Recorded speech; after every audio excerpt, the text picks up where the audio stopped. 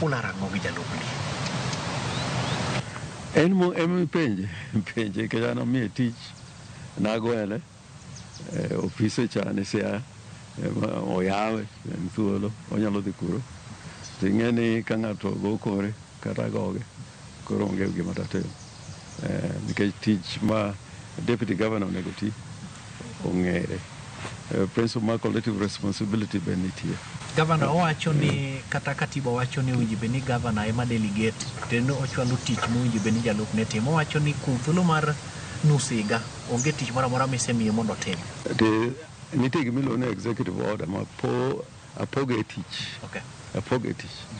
Koro kidhi ka ng'ato wacho kamano to dhi oranga ni executive order managolo tije momiye monego ti. Kinde moro koko moro duogo bedo kaendi kodhi ofis ni to yudo kiful moro maduong' manadai mana igo mana gi nyundo chiegni dide koko chot koko donje ofise. Nyadidi mosebiro kata mane cabinet meeting magi.